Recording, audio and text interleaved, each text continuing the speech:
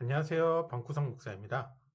오늘은 성경과 극단적 선택이라는 주제로 이야기를 하고자 합니다. 2월 16일 우리에게 충격적인 소식이 들려왔습니다. 배우 김세론 양이 극단적 선택으로 유명을 달리했다라는 소식인데요. 이런 소식이 들려올 때마다 목사로서 안타까움을 금할 수 없는 것이 한 연예인의 죽음도 안타깝지만 지금도 끊임없이 알 길 없는 귀중한 목숨들이 극단적 선택으로 인해 운명을 달리한다는 것입니다. 천하보다 한 영혼의 목숨을 소중히 여기라는 주님의 말씀을 맡은 자로서 무한한 책임감과 안타까움을 느끼게 됩니다.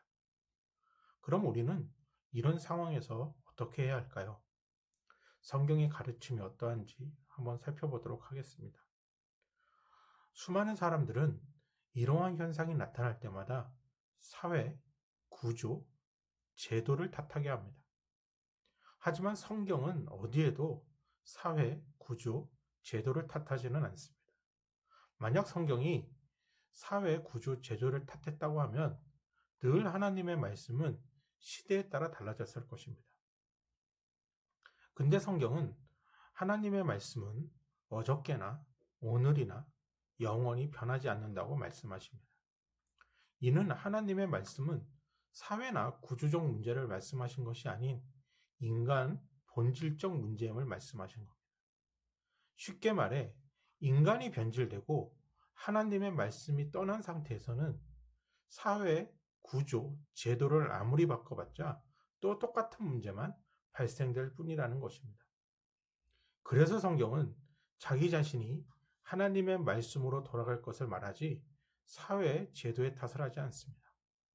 그래서 우리는 자살을 하는 사회적 이유나 제도를 먼저 보기보다 자살을 할 수밖에 없는 환경을 저부터 조성하고 있지 않은가 한번 살펴봐야 합니다. 극단적 선택을 하는 사람들도 있지만 그와 같은 상황, 어려운 상황에서도 여러 사람들의 도움과 응원으로 버티며 살아가고 있는 사람들도 있기 때문에 그렇습니다. 같은 구조, 같은 사회, 같은 법 테두리 안에서 누구는 자살하고 누구를 버티며 살아간다는 것은 그 주변의 이웃이 그리고 때론 인터넷상 댓글로 인해 정말 죽고 싶은 만큼 힘든 사람에게 응원과 도움은커녕 상처를 주는 말과 행동으로 인해 그 사람으로 하여금 막다른 길로 몰고 가고 있지 않냐는 말입니다.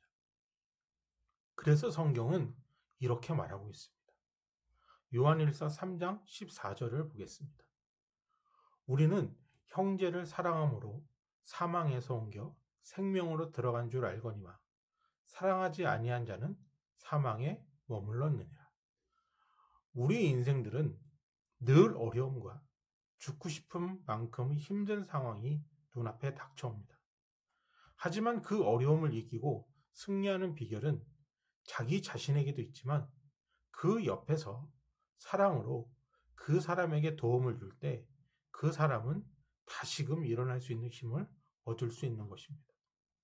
그러므로 죽고 싶은 상황에서 다시금 용기 내어 절망 속에서 한 걸음씩 걸을 수 있게 하기 때문에 우리가 사망에서 생명으로 옮기는 사명을 부여받은 것입니다. 그러한 현실 속에서 하나님의 도우심을 발견하게 되고 그 도우심을 바탕으로 믿음이 들어가 그 사람이 하나님의 자녀가 되는 기적이 만들어지는 것입니다. 근데 형제의 어려움을 모르고 사랑하지 않고 비방과 상처만 주는 행동을 하는 사람들이 있습니다. 그런 사람에 대해 요한일서 3장 15절에 대해서 이렇게 말하고 있습니다. 그 형제를 미워하는 자마다 살인하는 자니 살인하는 자마다 영생이 그 속에 거하지 아니하는 것을 너희가 아는 바라. 우리의 이웃의 아픔을 돌보지 않고 오히려 비웃고 비방하고 그들의 잘못만 지적하고 그들의 살 길을 막는 행태에 대해 성경은 살인이라고 말하고 있습니다. 바로 오늘과 같은 자살과 같은 현상으로 나타나는 것입니다. 우리가 물리적으로는 살인을 하지는 않았지만 인터넷 댓글상에서나 표현의 자유라는 미명 아래 비방, 욕설, 저주라는 형태가 살인을 하는 것이라고 성경은 말하고 있는 것입니다. 그래서 이러한 현상에 대해 저부터도 반성해야 됩니다. 이런 사회적 문제가 아직 고쳐지지 않았다는 것은 사회와 구조를 탓하기 전에 저부터도 반성을 해야 된다는 것입니다. 하지만 성경은 가식적으로만 말로만 하는 것을 하지 말라고 하였습니다. 3장 17절에서 18절을 보겠습니다. 누가 이 세상의 재물을 가지고 형제의 궁핍함을 보고도 도와줄 마음을 닫으면 하나님의 사랑이 어찌 그 속에 거하겠느냐. 자녀들아, 우리가 말과 혈로만 사랑하지 말고 행함과 진실함으로 하자. 하나님의 사랑은 말로만 하는 사랑이 아닙니다. 하나님의 본체이신 예수님께서 인간의 몸을 입고 우리의 죄와 아픔을 치료하시고 해결해 주시려고 이 땅에 오셨습니다. 하나님이신 예수님께서는 우리와 같은 몸을 가지셨기 때문에 인간과 같은 아픔과 고난과 배고픔과 또한 기쁨과 감사와 배부름을 느끼셨고 우리의 형편을 잘 아셨습니다. 이러한 예수님의 가르침대로 남을 비방하고 아픔을 주기보단 많은 죄를 지은 사람일지라도 그들이 뉘우치고 다시 일어설 수 있도록 저부터도 용서해주고 위로한다면 우리나라의 자살률이 줄어들 것으로 믿습니다.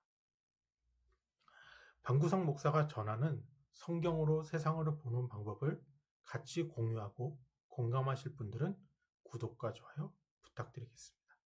감사합니다.